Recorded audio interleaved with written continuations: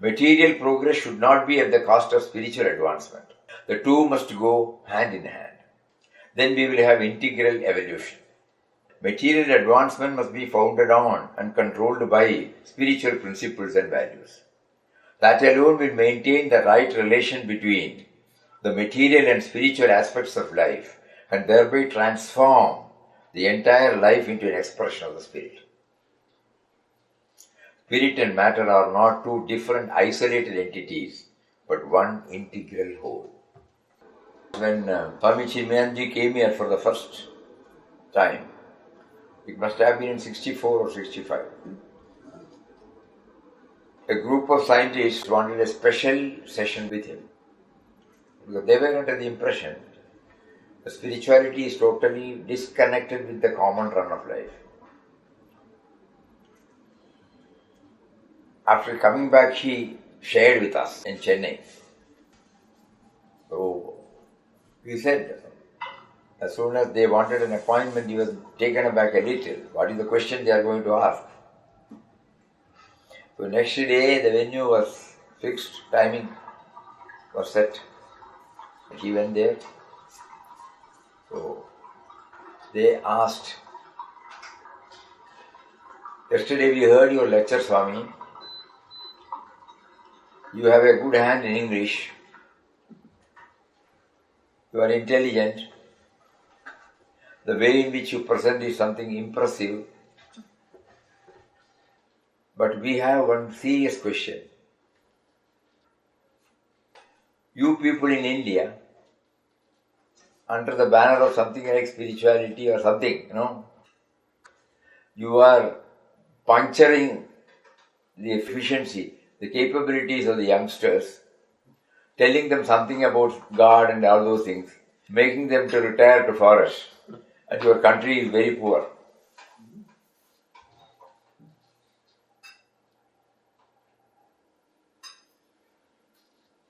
And next bomb, you came here now from India, not because of your austerities, through aircraft, which is the gift of a scientist. You are wearing this, it's a gift of a scientist, textile technology. You are wearing shoe, it's a gift of science, leather technology. So everything you are using, you came by car, automobile, everything you are using it, and then you are talking to your people something which is, we don't question your existence of God. So we don't object. You don't think good morning, good night, that is okay. Make them active, make them instruments to bring out so many good things that will help the people. Swamiji heard. Swamiji said, I agree, what you say is right. But I have a couple of questions, doubts. If you can clarify the doubts, I cross over to your camp. So these people, they were impressed. He is not giving any tall talks. He is having an open mind. Yes, if possible, we will try to clarify. Suppose I get headache. He said, simple, Swami. Go to the shop, buy Saridon, eat, take. Saridon was there in those days. Not your spiritual disciplines. Oh. But if I take Saridon, will that headache go forever? No. After some time, if you get, you have to again take it. That means when we have a problem, science can offer you a remedy. But that doesn't mean that the problem will not come again. Suppose there is another line of thought where once the problem is solved, it is solved forever. Which is better? There is no such thing in the world, they said. Suppose there is. They looked at each other. No, Swami, we cannot. I don't think there is anything like that.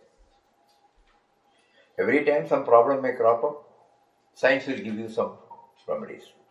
Suppose, for argument's sake, yes, suppose it is there, that is superior. They agreed. Then he said, who brought this Saridon? Saridon? A scientist. How did he bring out this Saridon? He must have been thinking seriously when somebody said about headache, and then he was trying to put so many things together. So some raw material was there.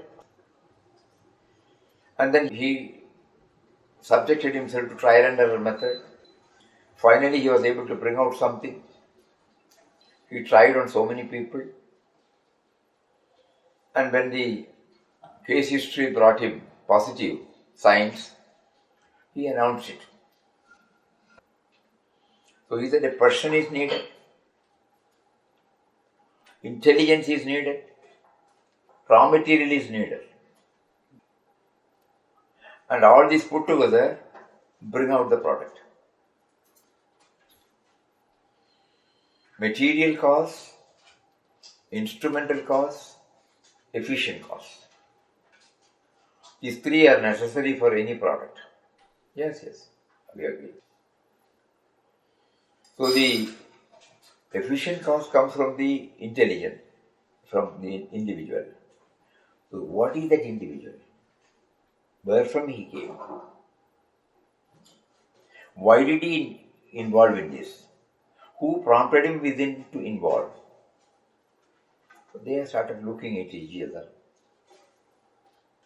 Then he said, you say about material. Where from the original material come from? Why the different characteristics in a material? So we need a person who is alive. So that life, that is what is called spirit. Anything connected with that life is called the spiritual. So for any discovery, for any invention, for any innovation, the first thing is the person should be there. And the person means not a physical body alone. Physical body along with the mind and intellect. So all that concerns about this physical BMI, body, mind, intellect, that is what is called spiritual. Mind and intellect does it, but it needs a residence. That's called body. From him only everything starts. Unless we balance it, we may not be able to make the product effective, useful for them. So while bringing out a medicine like Saridon, if this is also touched, he will be cautious about the side effects. His invention should not adversely affect the person who takes it. That element comes from a different dimension. And once that is solved, the problem will not occur. So behind every discovery, behind every invention and innovation, there is that person. And behind everybody, if everybody starts analyzing, there is a source. And behind every matter, there is a source. Spirituality deals with that source, a correct knowledge of that source. Material science gives us details about the matter, ingredients, constituents, characteristics, everything. And the important work is the source. So they were looking at each other. Then he took a chalk piece, went to the board, and he gave an example. Without mud, there cannot be pots. Look at them. You agree? Yes. Pot is nothing but mud in different forms. Agreed? Yes. Removal of mud from the pot means nothingness. Agreed? Therefore, mud is inherent and concurrent in pot. Absolutely correct. So, where from you came? Your source. My source. My parents. Where from they came? They came from their parents. Immediately after that he said, I will put it in the scientific language.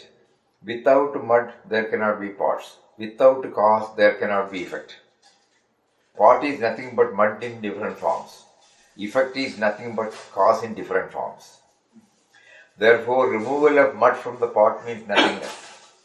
Therefore, removal of the cause from the effect means nothingness. Mud is inherent and concurrent in pot. Cause is inherent and concurrent in effect. So what is your cause? So he said, my cause, my parents.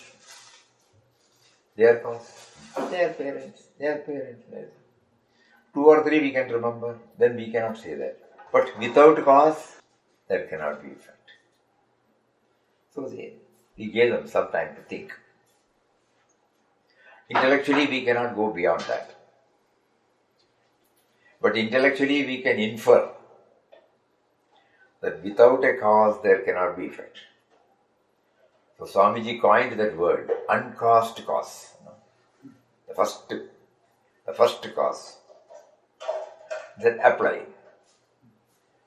Without that uncaused cause, none of us can exist. We are nothing but that uncaused cause in different forms. Removal of that uncaused cause from us means nothingness. Therefore, that uncaused cause is inherent and concurrent in all of us. That is what is called spirituality. And once we come to know, everything gets solved. Because that is the common denominator, common factor in anything and everything. Our problem comes only because of the otherness. Everything stems from the feeling of otherness. When we start accepting everything as they are, we don't complain, we don't grumble. When we bite a bitter gourd, we don't say why it is bitter.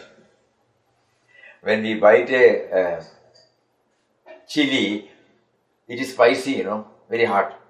Then we don't complain. Why? We are accepting it. The me and mine is not working there. We are accepting it. My likes and dislikes, they are not coming out. So different characteristics we try to accept as they are. Somebody is dull, somebody is aggressive, somebody is passive. We don't compare.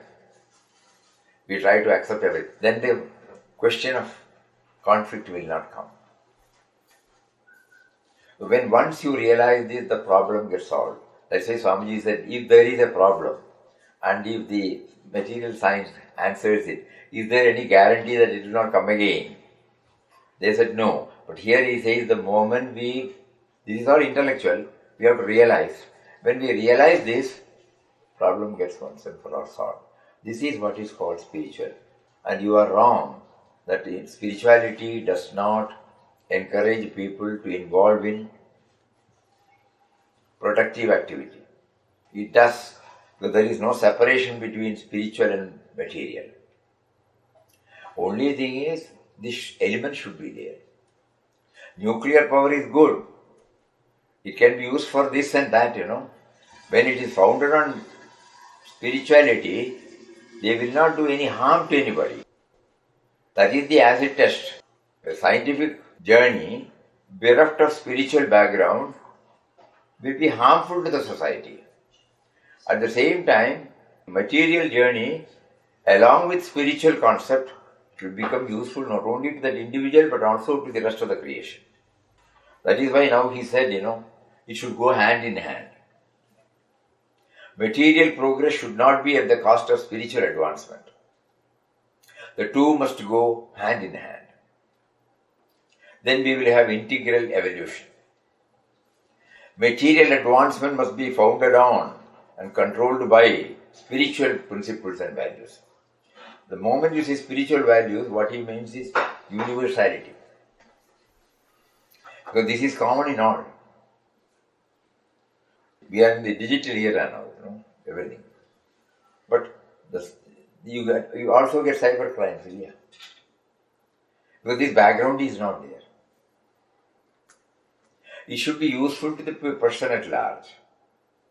That's why he said, material advancement must be founded on and controlled by spiritual principles and values. That alone will maintain the right relation between the material and spiritual aspects of life and thereby transform the entire life into an expression of the spirit. Spirit and matter are not two different isolated entities, but one integral whole. When we were reading, we remembered this dialogue. Swamiji said with that he came back. Next day he went. They wanted to have a second session. Everybody was writing. Without mud there is no pot. Pot is nothing but mud in different forms. Removal of mud from the pot means nothingness. Therefore mud is inherent and concurrent. All those things they were going through. And they enrolled themselves for postal tuition on Indian spirituality. Later on they came and then joined.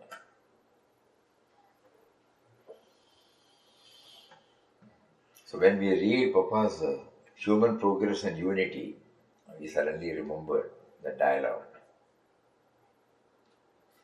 He was a Ramakrishna Swami? Chinmayananda was a Ramakrishna? No. There is a great saint called Tapovanji Maharaj in Uttarkashi, Tapovan. First, he was also almost like an atheist. He got MA Literature in Lucknow University. He hails from Kerala. Another Kerala. And then he was in the national movement. He was not at all clear about spirituality and he was having a negative opinion about the whole thing. Suddenly he heard about Swami Shivananji Maharaj. So he went there. So many questions. And when Shivananji Maharaj answered everything, suddenly the turn came. And then, I think it must have been 48 or 49. By the time Puja Swamiji was also there. He took to sannyas and became Swami Chinmayananda. Again he was questioning. So he sent him to Uttarkashi. Uttarkashi is about 90 miles from Rishikesh. On those days there were hardly any people. In a small cottage, Kudiya, Tapovanji Maharaj was staying. Tapovanji was also a highly evolved soul. So Shivananji sent him to these 90 miles he had to walk. And when he reached there, he saw in a small hut Tapovanji staying there. So he went and told him, "Did you bring a letter from him?" "No." "Then get that letter." That was the first test. Whether the aspiration is intense. Went back. Took the letter, came. Then he was with him for 3-4 years. Staying separately, coming there. On a fixed time he will take some classes. He was introduced to Upanishads, Srimad Bhagavad Gita, various works of Adi Shankara. Then he developed. And after 5 years, when he was enthused, he wanted to share this with everybody. So Tapovanji said, don't get into any such activities. But he was strongly prompted. So he went back to Rishikesh and asked Shivananji. He said, you do it. If the strong prompting is there, you do it. And he went back from Pune He started his first Gita Jnana. That is the story. So on those days, there were called Trimurtis in Rishikesh. One is Shivanji Maharaj, the other one is Tapovanji Maharaj, the third one is Purushothamanji Maharaj of Vasishtha Guha. You remember Vasishtha Guha? You must have gone there. Where Papa had the darshan of Jesus. Yes. We did go there. Yeah. That's right, there was a Swami there, wasn't there? Purushottama. He dropped the body later. So these were the three giants, spiritual giants of Himalayas.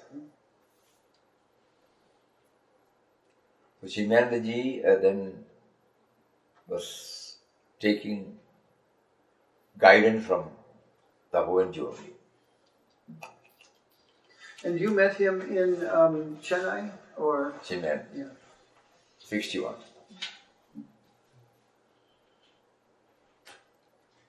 He made a reference about Anandash. I have a question. Yeah. For me and for so many people I try to help, the biggest problem is self-love. Love. Self-love. And loving the self. Self-love. One Sondam, you should love yourself also. Yes, and belief that to love everyone else all the time, we have to maybe first learn to love ourselves. Do you have any suggestions about how to increase our ability to love and accept ourselves? There are two I's in us. One is the projected individuality and the one which is activating that individuality. So this small I, trying to develop a devotional attitude toward that. I exist only because of you. The love starts. So the first act of love starts, devotion starts, bhakti, by recognizing this power and then dedicating everything, honestly, consciously feeling that the words are now coming because of his presence within.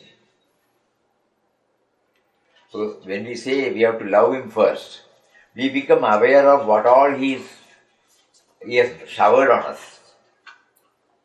The very life too. That is why Swami Ramtirtha used to say, I remember you, O Lord, because you remembered me first. These are all the expressions of love.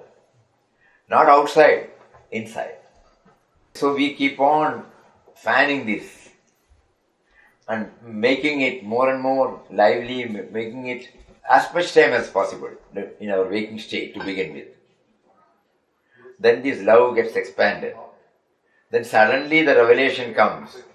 The same thing is there in everybody. That is why Puja Mataji in ashram used to say, so first you realize the presence of love in you, God in you. Then you can be able to love everybody. Otherwise you will not be able to. The sense of otherness will be there. And we are all given some taste without all these experiments. We watch, we try to remember our own old days when we were a child. Probably some of us may not remember. At least we used to observe some mother taking care of their child. She would have been taking care of the child, putting it on rest, and she must be attending to some work. Or she might be eating. Suddenly the child passes stools or urine and cries. She will not say, I am taking my food, I will come later. She will immediately stop, rush up there, attend to that, make the child restful, then comes back and eat. What is that? How does she do that? So that means she sees herself in him, in that child. Extension. With no schooling, with no studies, it is spontaneous. So it is there in our heart. So this love can be developed by thinking about what all it had given. That is one aspect. Another thing is the very existence I owe to you. If we develop this, we have been promised by seers that it will get extended to everybody. Automatic, spontaneous. Not that we have to train. That is why Papa at the time of inauguration of the ashram he said, the ideal of the ashram is universal love and service based upon the vision of divinity in everybody. Because the moment the vision of divinity is realized by us, we cannot but love, we cannot but serve others. Everything becomes ours. Puja Mataji used to say as absence of otherness. It is not an academic exercise by which we become aware, no. By deeply reflecting of what all the power has given to us. That's why we just now read, Papa's words. We have to recognize that beyond the exterior dynamics of the body and mind, there is within us the spirit, which is immortal. It is by the power of the spirit that our life is activated in all its manifold expressions. Eyes see, ears hear, tongue tastes, nose smells, skin touches, only because of the presence. So when I keep on remembering this, when I deal with men and matters, I forget. So when during my reflective moments, when I start going deeper into it, suddenly I realize I am what I am only because of you. So the love develops. The step I'm working on, it's easy for me to feel gratitude and love for Spirit. And the part I'm working on is to believe that the love that I feel for Spirit, that Spirit loves me. Spirit gives me many things, my life. So I think my mind can't take me there. I have to just practice and feel love coming. No. When we realize more and more that He is seated within us, who is love, whatever comes out of us becomes the expression of love. Outwardly we may see as separate, but inwardly we see an expression. We automatically, spontaneously extend ourselves to that. So if I feel love for Spirit, Spirit is the one. It is spontaneous, that we should know. Not that the me and mind is guiding us. Yes. You are walking. She is coming. You don't know her. She doesn't know you. You have nothing, you don't have any expectation from her. She doesn't have any expectation from you. But she unknowingly, absent-mindedly, she touches and she is likely to fall. You are there very near. What will you do? Why? You are not anyway connected externally. Spontaneous, There the me and mind does not come. If the me and mind comes, you will say, I have an appointment, I should go here, I should this. Okay, sir, let somebody take care. But your mind is not working, intellect is not working. Suddenly the love itself, your love embodiment, that comes out and takes. Spontaneous, not a product of a thought.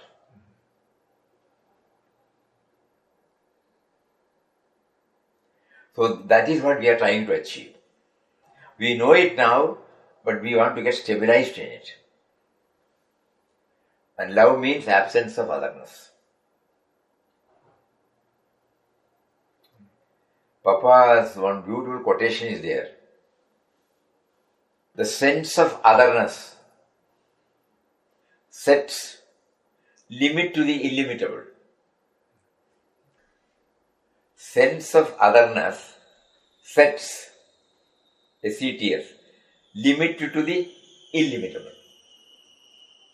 The moment I see somebody as another, then the love aspect is not there.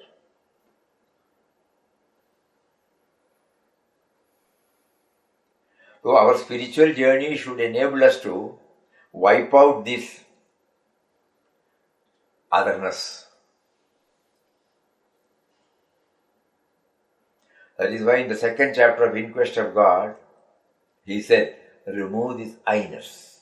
All are thine only. So that it doesn't come and stand. The otherness comes and stands, then you are separate, I am separate. While retaining the sense of individuality, we have to reach that. That is the struggle. That is the real struggle. Because sense of individuality separates it from others. But retaining the sense of individuality, they are not proven people that it is possible. So we look up to them and then pray to them to guide us. Otherwise we may be under the impression that so long as we are in body, we cannot get this. But that is why they are there. Even while they are in the body, they were able to make everybody feel that they have a place in their heart. That is what is called love. Without their telling.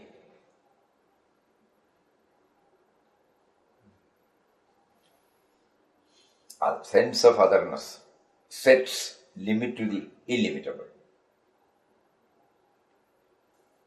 Swamiji, we limit him outside of us. Eh? We limit him outside of ourselves. We see him everywhere else, but here we don't see it. So we don't love ourselves also. You should start from here. You should start from here. He is there. That is why I am there. Ordinary love based upon physical love, it is limited. It is only to that particular person with expectation, with conditions. But here this is unconditional, no expectation. Because we know that in spite of our not recognizing him, he continues to be there, unconditional. We have not recognized him. We have only shot from the me and mine. But still he has not left us. The first lesson he teaches, unconditional love.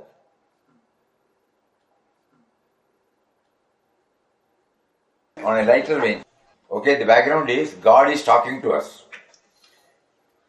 The Spirit is within us. When you got up this morning, I observed you and I hoped you would talk to me. No matter if they were only few words, asking my opinion or just giving thanks for something that happened to you yesterday. But I noticed you were very busy, looking for the appropriate clothes to wear and to go to work.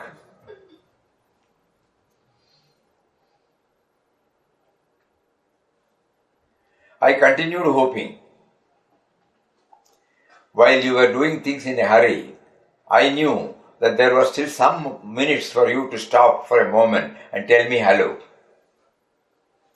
But you were too much busy.